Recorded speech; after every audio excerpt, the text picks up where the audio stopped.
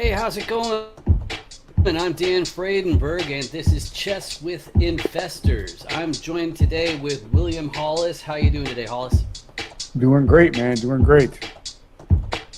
Excellent, excellent. We already have the game started. This is good stuff. Do you want to go ahead and introduce yourself to the audience real quick?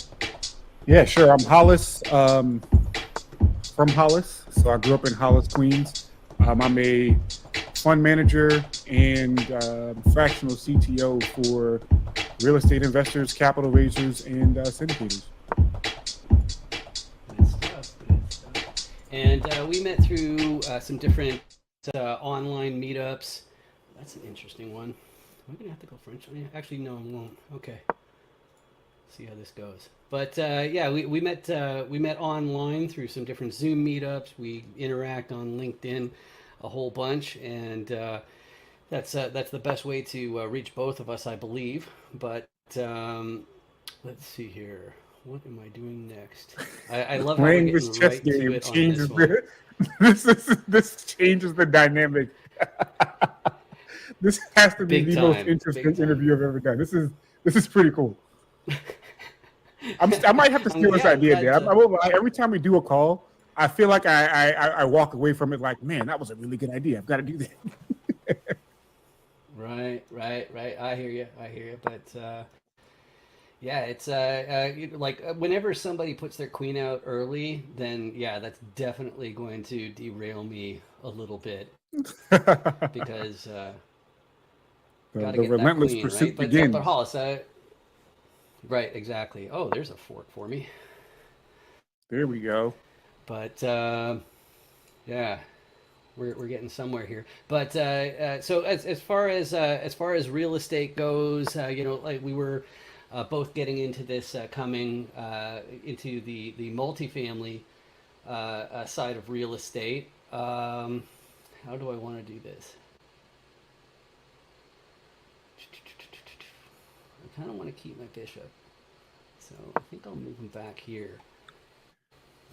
But as far as chess goes, let's start with that. Especially if you want to steal the idea. So how did you learn how to play chess, Hollis? Incorrectly. So my dad taught us when we were kids, but he taught us all of the wrong moves. Like we were able to move the bishop like as many spaces forward as we wanted and one space to the right or left. So Oh, um, he taught us. It was pretty wonky way to teach us, but that's how we got started playing. So me and my brother were playing chess in our attic for many years, just using whatever rules we saw fit. And that's funny. as I got older, I was like, huh, maybe I should actually try to do this correctly. And so I did. I'm not very good, though, to be honest. Hmm. I'd never really studied the game, but I love strategy, and I feel like it's a good mental exercise. Trying to teach you to think a few steps ahead. Hmm. Hmm. Yeah, I agree about that. I think I am gonna make that trade there, even though I normally wouldn't, because I got something else on my mind. Yeah, it's funny. Like I find that a lot of people are in that kind of situation. Like for example, with en passant, that ends up becoming lots of different anomalies. I'd say a lot of people. I wonder if I do that, or I guess I could do that, and it's more fun. Yeah. Eh. Okay, that's not. Yeah, I should do that. All right. So, but yeah, en passant is a weird one, a weird little move that lots of different people seem to have different interpretations of that rule, even though it's pretty straightforward. That's the nice thing about having something like chess.com, though, is that if it's an illegal move, it just won't let you do it. Yeah, So cuts a lot of the can't argument just move your with bishops that. But wherever you want, huh? I mean, it was really the knights. right. It was really the knights. Like we had some kind of crazy rules about what you could do with a knight. So Hmm. All right. So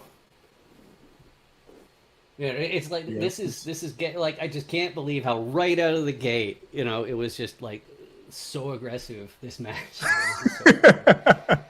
Oh this is man. Oh man. has gone interestingly for sure. Right. Have you had a chance to watch any of the other episodes yet? I have not. No. What's the Okay. timer Okay. on Well, this? Is one of the there? yeah. It's you've got 14 and a half minutes to beat me, and you get an extra 10 seconds each Every time it's move? your move, so you got plenty of time. Oh, Yeah, make sure. So like right now, we both should probably be at 7 minutes if we were using our time properly, but we're not. You've used 45 seconds. I've gained 3 seconds from when we started.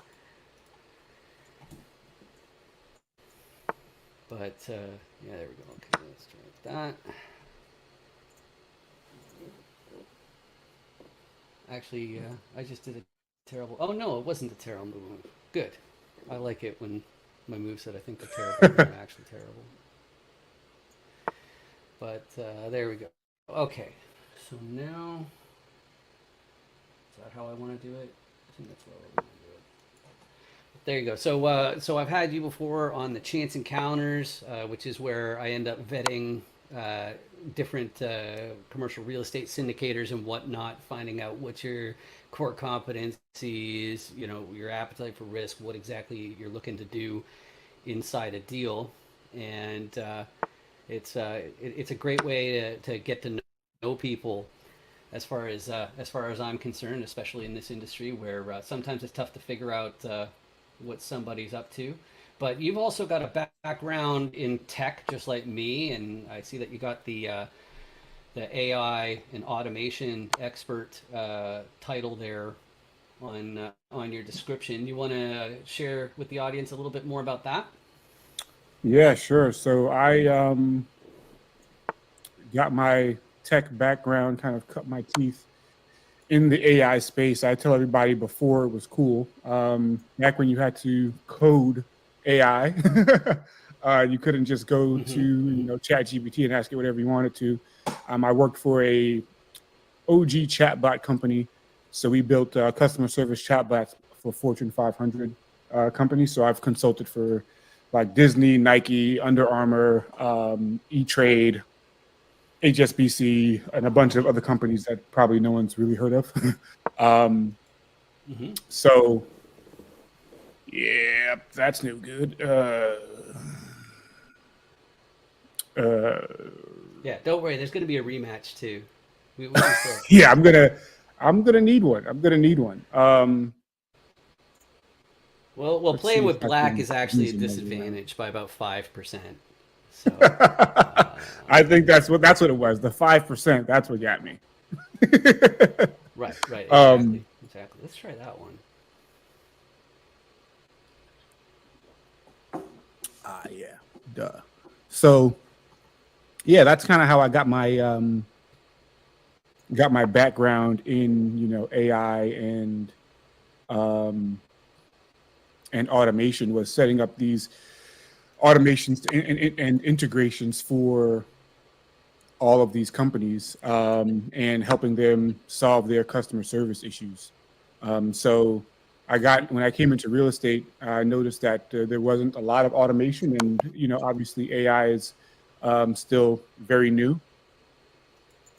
Mm-hmm. Um, and so I've been able to leverage my experience in that field to build automated Mm-hmm. systems for capital raisers. Mm-hmm. Mm-hmm. I was kind of rambling So, there. no, not at all. It's impossible to keep your train of thought. But you don't worry, you were coherent. That's the important thing. But so when you talk about AI, I think one of the things that maybe from people who are like maybe they did their computer science back in the 90s or early 2000s or something like that, like yours truly. And I think a lot of people in the marketplace, at least, they. I wonder if I can get away with that. I should be able to get away with that, shouldn't I? Yeah, I'm going to go a little bit out of charted territory here. But so when it comes to like programming and AIs, it's I think the main difference is whether or not the program autonomously learns what to do. So it's more than just straight. So, but what's your interpretation of the distinction between AI and automation?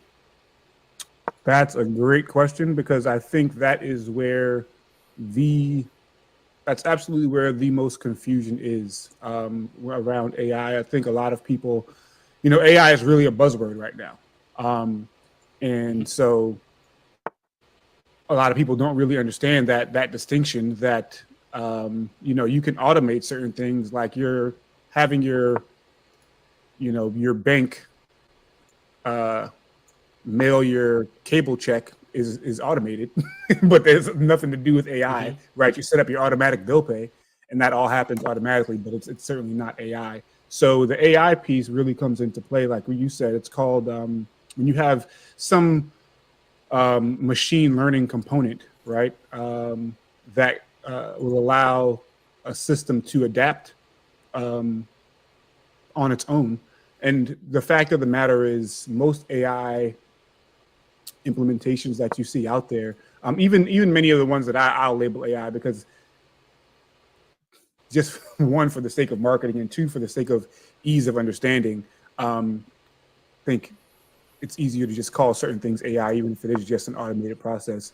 But a lot of these systems out there are really just smart automations, right? Smart sequences of events that have been able to be automated, which there's nothing wrong with that. Again, like a lot of we see a lot of those implementations in our everyday life, and so that's kind of becoming a backbone of business from a technology standpoint. But whenever you can have a system that can adapt and learn by itself, and has kind of the ability to consume information and make decisions based on that without any sort of one-to-one programmed responses or programmed actions, that's when I would say that you're crossing into that AI space. Makes sense. Makes sense. All right. Yeah, I'm definitely having fun with this opening here. I'm doing like a variation on the King's Indian, but a slightly more aggressive one here. But let's try this.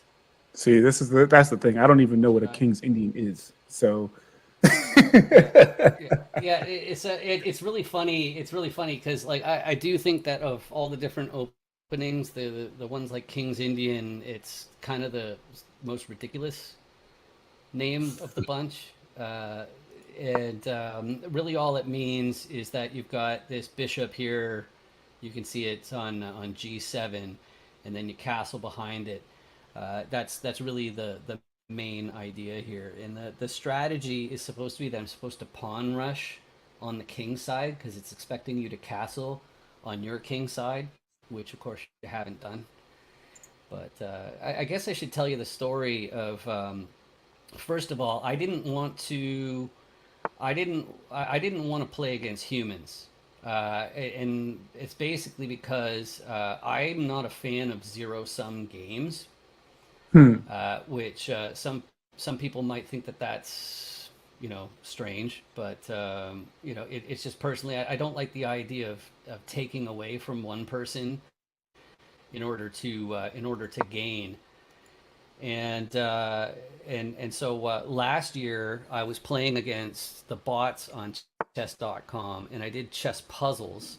I Hmm. ended up doing I did about 7,000 chess puzzles Wow. last year. And but this year I ripped the band-aid and started playing against humans. And but I've really backed off with the launch of our debt fund that we're doing right now, which is by residential real estate. And from January to June, I ended up playing 3,000 games, Wow. just to basically, yeah, like I was just of the mind of like, hey, if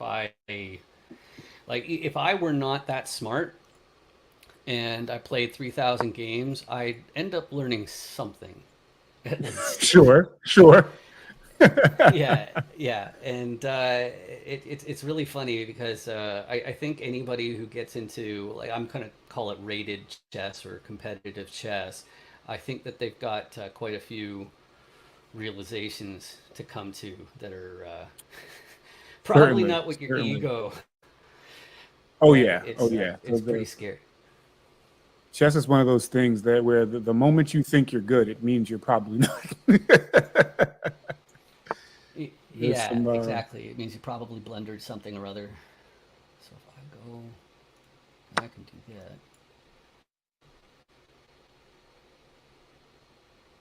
there's some uh really skilled players out there. There sure are, and it's pretty scary when even like a top grandmaster will lose uh, in a short combination. It's the other one that's interesting. I guess I don't know if you've researched chess engines much at all, Hmm. but Mm-mm. they're quite interesting. Especially, I find that the way that they rate the games is particularly interesting. In chess.com, after you finish the game, I'll show you the review of our matches once we're done here. But it'll it'll it'll rate your performance based on what the top engine moves were, and it's quite interesting to see how close to. Actually, if I do that, then I do that. Okay, yeah, I think yeah. How close the grandmasters get to the engines best moves. But the other thing too is that I guess that goes back to when I was playing chess, 15 years ago, like earlier in my life, before I got more serious about it with this. What I tried to do is when I realized that hey, Gary Kasparov was the best in the world, and he got beat real bad by Deep Blue, and so that made me go, it's like, okay, so no human is going to stand a chance against a computer anymore. And so I guess that Mm. means whatever the computer does must therefore be the right move.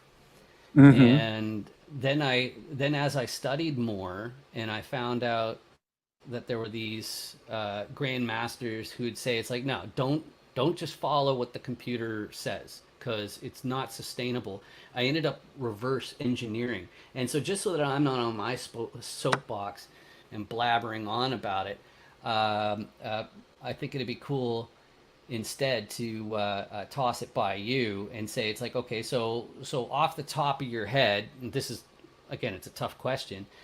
What comes to mind as far as how would it be possible that a human would have better move advice than a computer, even given the fact that the computer will win every single time as long as it's not designed to blunder? Yeah, good question.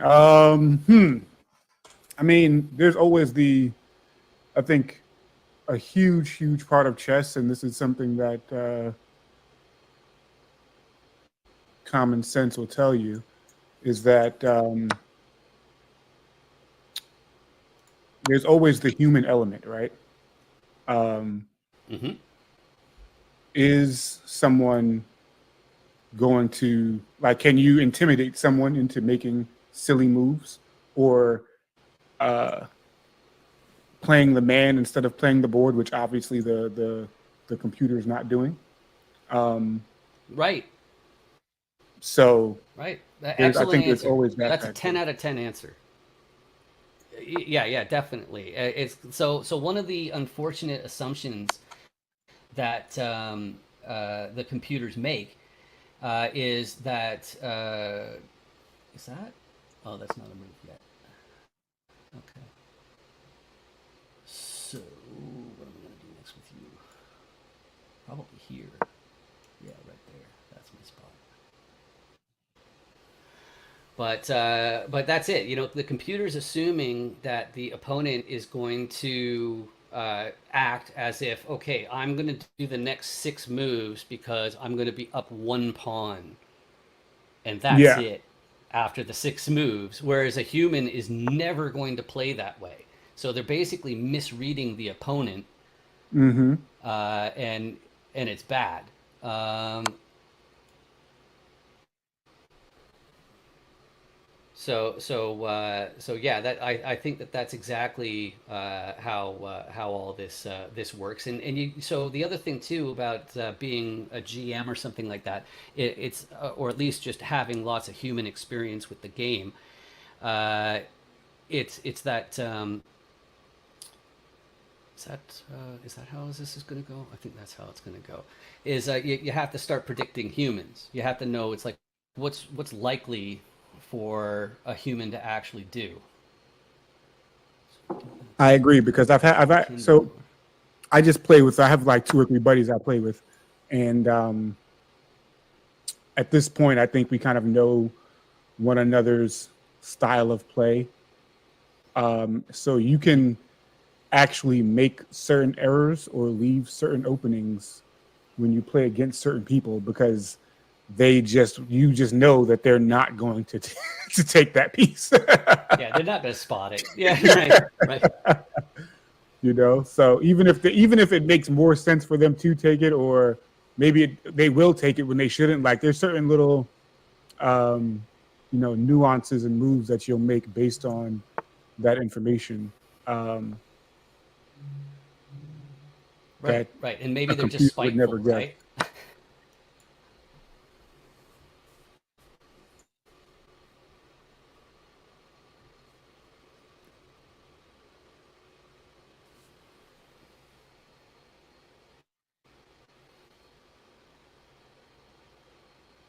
Whenever we get to this part of the game, that's when I feel it's kind of poor form to talk too much. But now that I've said that, I guess I should probably tell you a joke. The lowest I've sunk in this show is when things were looking grim. I told one of my favorite jokes from when I was a little kid. It was a guy walks up to an ice cream stand and tells the clerk that I'd like a chocolate sundae with sprinkles. And the person behind the counter said, crushed nuts? He said, no, laryngitis.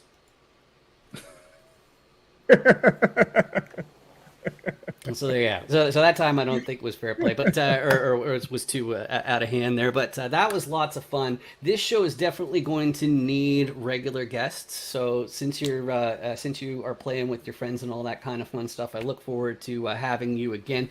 Now, of course, if people are eager to reach out to you, LinkedIn once again, I believe is the best way. Or is there a website or something like that that may have some more detailed information that you prefer people go to? Yeah, sure. LinkedIn is a great way, but you can also find info on theraiseai.com, theraiseai.com, capital raising suite of AI and automations.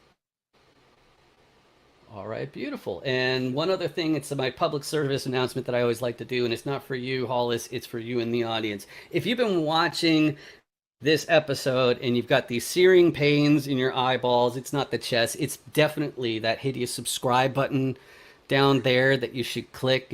And full disclosure, the reason why I want people to click on it, it's so those deadbeats at YouTube start paying for these videos instead of me, and then I can just keep on doing this forever and ever, meeting more investors and sharing them with you so you can find out if they're a good fit for your business. But once again, Hollis, thanks for joining me. This has been awesome. Fun times, fun times.